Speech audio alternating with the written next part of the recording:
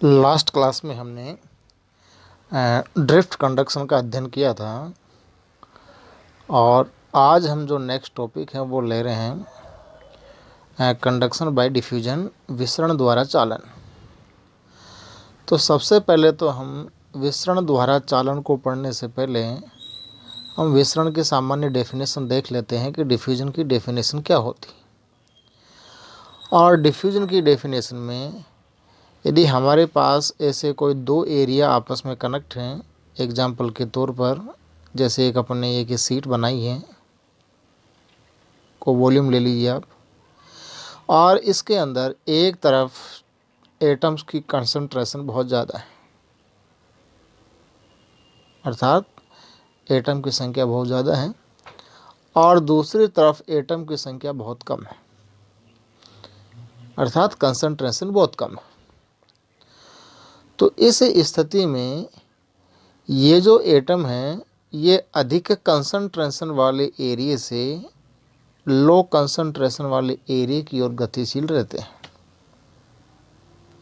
जिसको हम डिफ्यूजन कहते हैं।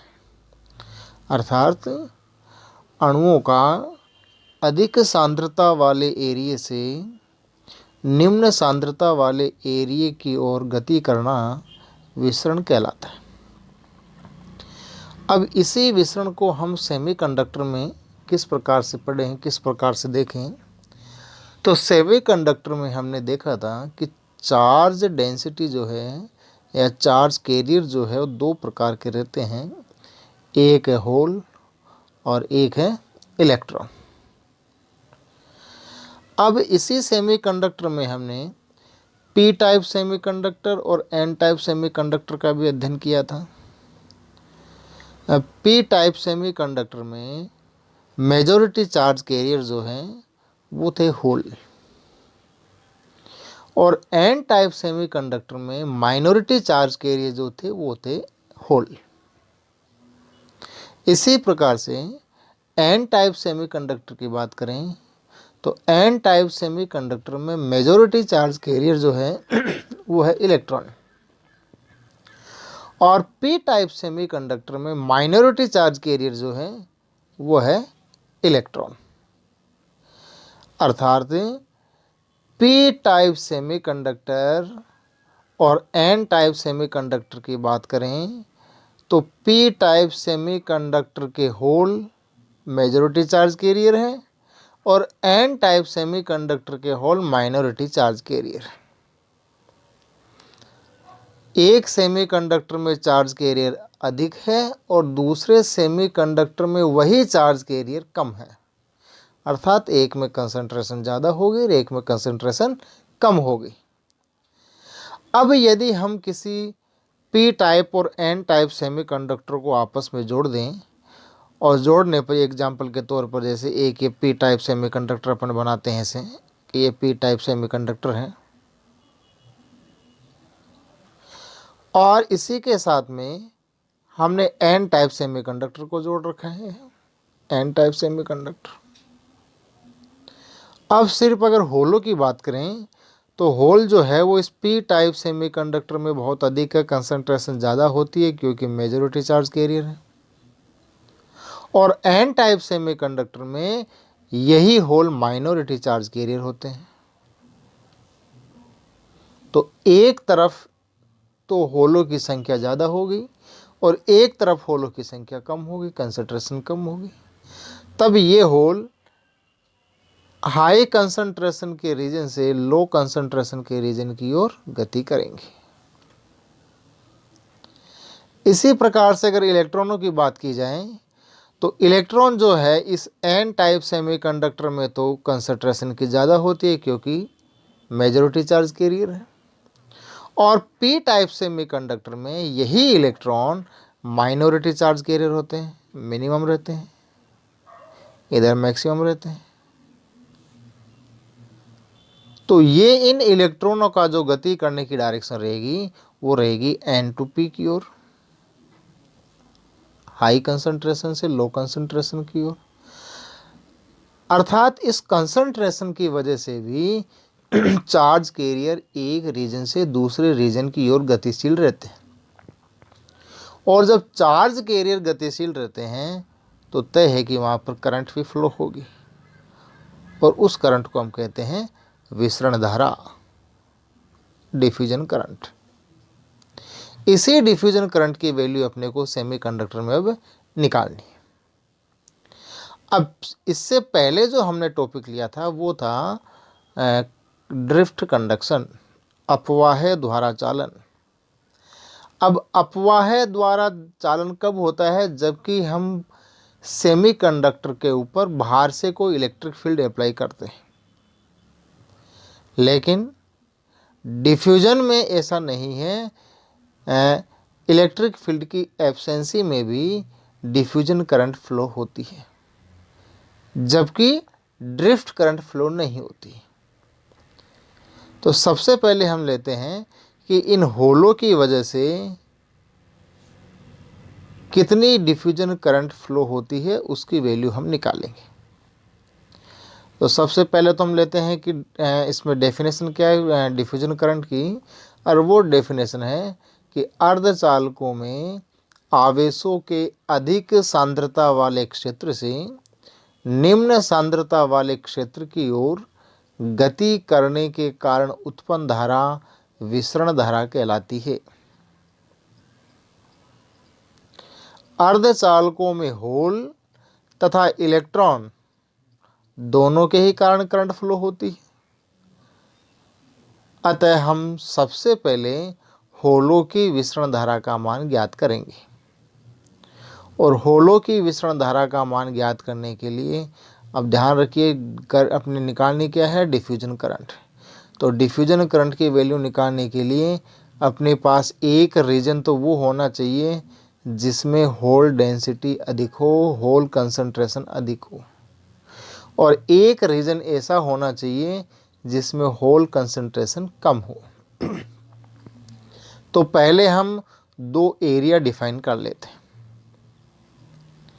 और वो दो एरिया डिफाइन करने के लिए यहाँ पर एक रेफरेंस लेवल लिया है x, ये जो, और इस रेफरेंस लेवल के दोनों ओर समान दूरी डेल्टा x पर, अर्थात एक तरफ तो x प्लस डेल्टा x इस डिस्टेंस पर, और दूसरा x माइनस डेल्टा x इस डिस्टेंस पर, दो रेफरेंस लेवल और लिए हैं अपने। अब यहाँ पर देखें तो अपने पास तीन रेफरेंस लेवल हैं, एक तो है x, एक है x प्लस डेल्टा x, और एक है x माइनस डेल्टा x। तीन लेवल हो गए। दो लेवल ऐसे हैं x और x प्लस डेल्टा x जिनके बीच का एक तो एरिया ये है, और दूसरा एरिया जो है वो है लेवल x और x माइनस डेल्टा x के बीच का, वो रीजन ये है। अब हमें सिर्फ इन रीजन में होल कंसंट्रेशन की वैल्यू पहले निकालनी होगी, और उसके बाद में फिर अपन इस डिफ्यूजन करंट की वैल्यू निकालेंगे। किसकी वजह से? कि होलों की वजह से कितनी डिफ्यूजन करंट फ्लो हो रही है। अब इन दोनों एरिया में होल कंसंट्रेशन निकालने के लिए या होल डेंसिटी निकालने के लिए हम यह मान लेते हैं कि जो हमारा लेवल x जो सबसे पहले हमने लिया था उस पर होल डेंसिटी जो है वो है p। ये कितनी है? p। और x डिस्टेंस के साथ में या x डायरेक्शन में एकांक दूरी के साथ में होल डेंसिटी में जो परिवर्तन है वो है del p upon del x, कि इकाई दूरी के साथ x डायरेक्शन में होने वाला परिवर्तन जो है होल डेंसिटी में वो है del p upon del x, जिसको हम होल प्रवणता इसको आप ऐसे याद रखिए कि x डायरेक्शन में होलों की संख्या में होने वाला परिवर्तन इकाई दूरी के साथ कितना है? Del p upon del x। तो निर्देश तल x से x प्लस डेल्टा x तक की डिस्टेंस कितनी है? वो है डेल्टा x। तो डेल्टा एक्स दूरी में कितना परिवर्तन होगा, वो ये इतना परिवर्तन। ये जो वैल्यू है, ये वैल्यू है कि एक्स डायरेक्शन में एकांक दूरी के में परिवर्तन करने पर या दूरी में एकांक परिवर्तन करने पर होल डेंसिटी में कितना परिवर्तन हो रहा है। तो इस डेल्टा एक्स दूरी में कितना परिवर्तन होगा, मल्टीप्लाई कर दीजिए।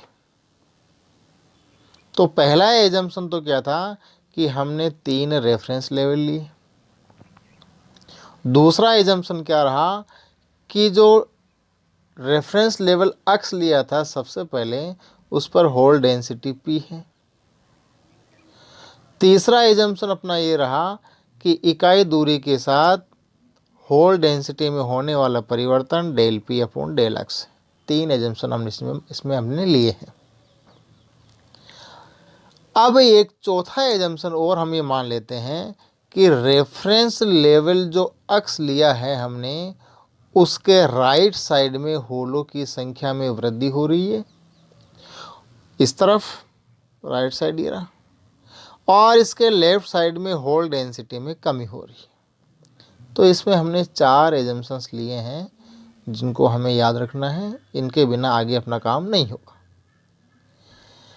अब ये मानते हुए कि राइट साइड में होल डेंसिटी में वृद्धि हो रही है और लेवल एक्स पर अपनी होल डेंसिटी पी थी, तो एक्स से एक्स प्लस डेल्टा एक्स की ओर बढ़ते हैं, तो टोटल डिस्टेंस कितनी तय की हमने, डेल्टा एक्स, और इस डेल्टा एक्स दूरी के परिवर्तन पर होल डेंसिटी में कितना परिवर्तन आया, वो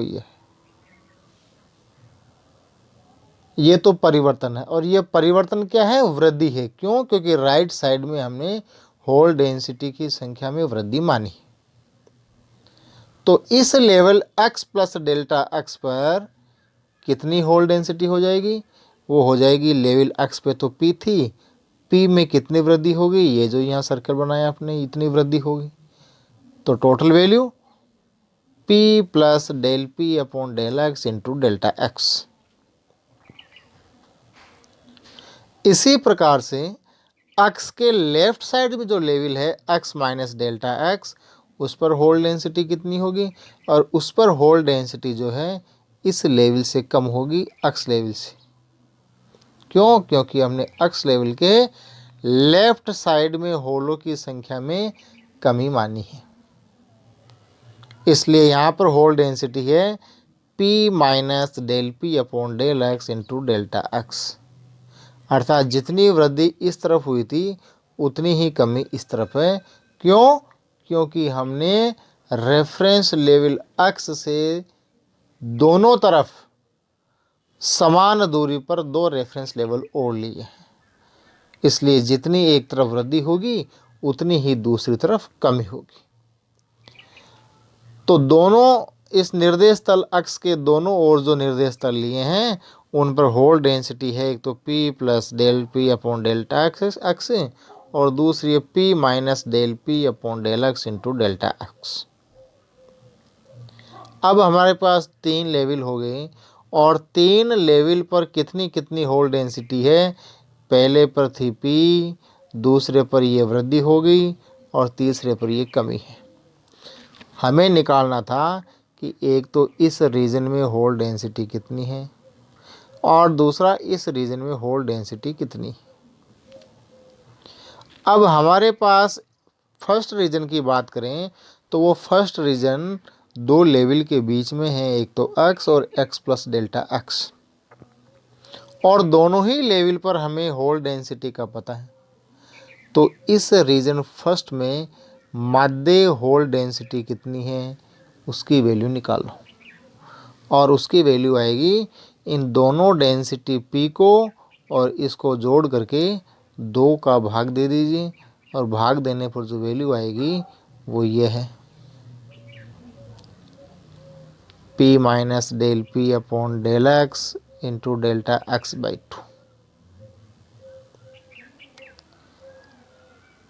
कौन कौन से तलों के बीच में, ये तल लिया है अपने, ये तो लिया सेकंड लेवल में लिया, सॉरी सेकंड एरिया में लिया है, इस वाले एरिया में निकालिए पहले, ये एरिया अपना इस वाले में, इसको फर्स्ट रीजन माना है और इसको सेकंड माना है।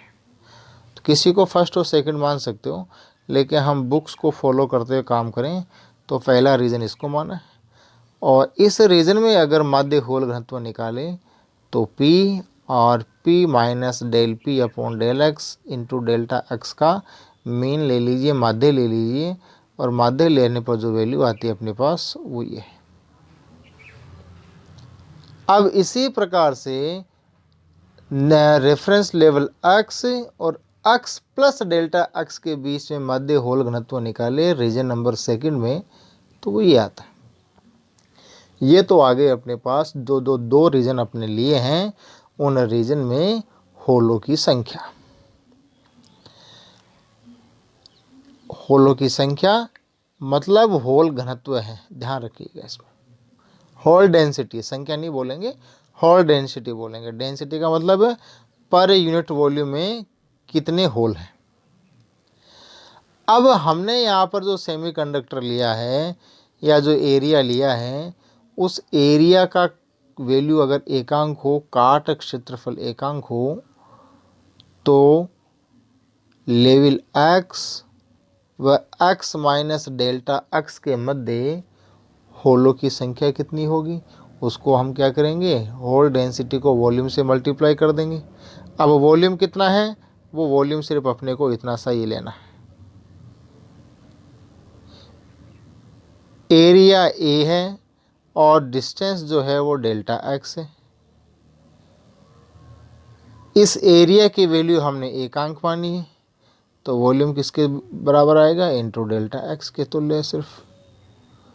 तो उस स्थिति में यदि होलों की संख्या निकालें तो होलों की संख्या ये आती कि लेवल x और x माइनस डेल्टा x के मध्य होलों की संख्या कब, जबकि क्रॉस सेक्शन 1 हो। अब यहाँ पर हमने बाहर से कोई इलेक्ट्रिक फील्ड अप्लाई नहीं किया है, और इलेक्ट्रिक फील्ड जब हमने अप्लाई नहीं कर रखा है तो ये होल रैंडमली मोशन करेंगे, यादृच्छिक रूप से गति करेंगे। और यादृच्छिक रूप से गति करने का मतलब है कि जितने होल प्लस अक्ष दिशा में गति बहेंगे या प्रवाहित होंगे प्रायिकता के सिद्धांत के अनुसार, उतने ही होल माइनस अक्ष दिशा में भी गति करेंगे। तो हमें तो सिर्फ वो होल लेने हैं, उन होलों की संख्या निकालनी है जो कि इस रीजन से गति करके इस लेवल अक्ष को पार करके राइट साइड की ओर जा रहे हैं, इस लेवल को पार करके, और वो वैल्यू निकालें तो वो वैल्यू आएगी जो हमने होलों की संख्या निकाली है उसकी हाफ प्रायिकता के सिद्धांत से। वो वैल्यू ये है, हाफ कर दी इसकी, इन टोटल होलों की संख्या का हाफ हो गया। अब ये मान लेते हैं कि इन होलों को लेवल एक्स को पार करके राइट साइड जाने में टाइम जो था वो टोटल टाइम लग गया डेल्टा टी। तो एकांक समय में कितने पार करेंगे, तो टोटल टाइम डेल्टा टी का भाग दे दो, और टोटल टाइम डेल्टा टी का भाग दें तो ये वैल्यू आती है। पी आर, आर का मतलब राइट साइड में जाने वाले होलों की संख्या है। लास्ट इक्वेशन जो आती है वो आती है P R is equal to 1/2 bracket P minus del P upon del X delta X by 2, और del X upon delta T की जगह आ गया वेलोसिटी वी। तो ये तो हमने उन होलों की संख्या निकाली है जो कि लेवल एक्स और एक्स माइनस डेल्टा एक्स के मध्य थे और लेवल एक्स को पार करके राइट साइड की ओर जा रहे हैं। इसी प्रकार से अब हम उन होलों की संख्या निकालेंगे जो लेवल एक्स और एक्स प्लस डेल्टा एक्स के मध्य थे और लेवल एक्स को पार करके लेफ्ट साइड की ओर जा रहे हैं। ये लेवल एक्स था अपना, ये level x plus delta x था, इसके बीच में होलों की संख्या, और वो उन होलों में से इस लेवल अक्ष को पार करके जो लेफ्ट साइड की ओर जा रहे हैं, और उनकी संख्या है जैसे यहाँ हमने निकाली है, उसी में सिर्फ थोड़ा चेंज होना, माइनस की जगह प्लस होना है, वो संख्या आती है ये वाली, PL से लिखा जिनको, L4 यहाँ पर लेफ्ट से है। अब हमें दो प्रकार के होल मिल गए जो लेवल अक्ष को पार करके राइट साइड की ओर जा रहे हैं और इसी प्रकार से लेवल अक्ष को पार करके लेफ्ट साइड की ओर जा रहे हैं, लेकिन इनमें कुछ होलों की संख्या कम है और कुछ होलों की संख्या ज़्यादा है, क्योंकि एक तरफ कंसंट्रेशन कम थी और एक तरफ कंसंट्रेशन ज़्यादा थी। हमें तो सिर्फ वो निकालने हैं परिणामी होल प्रवाह है कि रिजल्टेंट होल कितने बहे, और उनकी संख्या निकालने के लिए इस PR और PL को सब्ट्रैक्ट कर दीजिए। सब्ट्रैक्ट करने पर अपने पास आती है इक्वेशन फर्स्ट, ये वाली।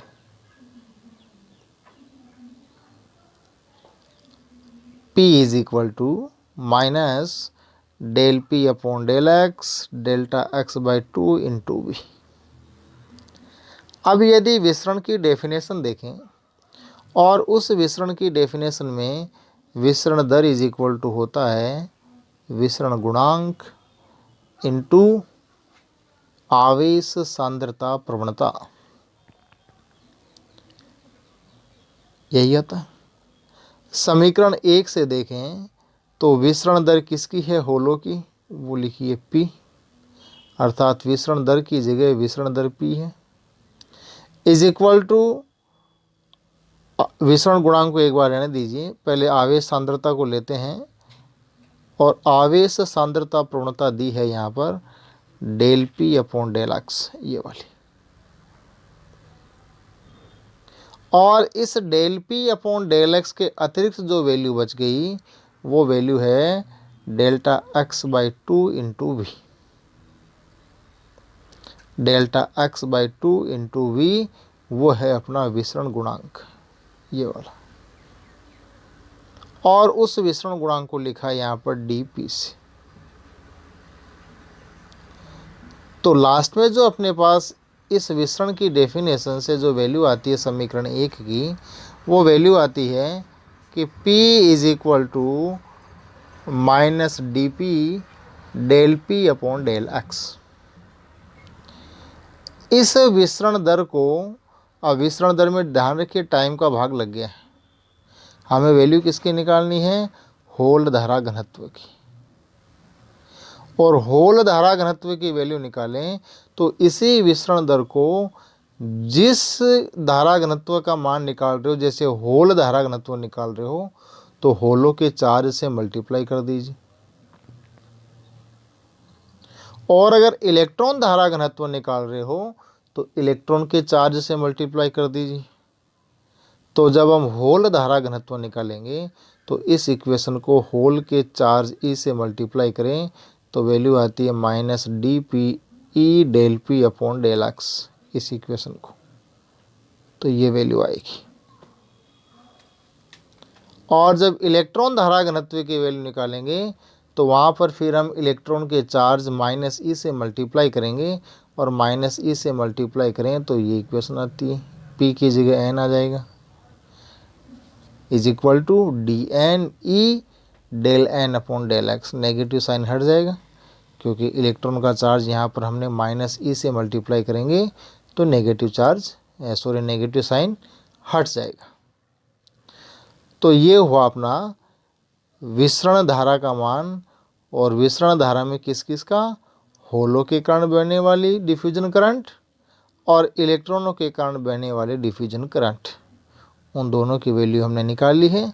नेक्स्ट टॉपिक जो है अब हम नेक्स्ट क्लास में देखेंगे।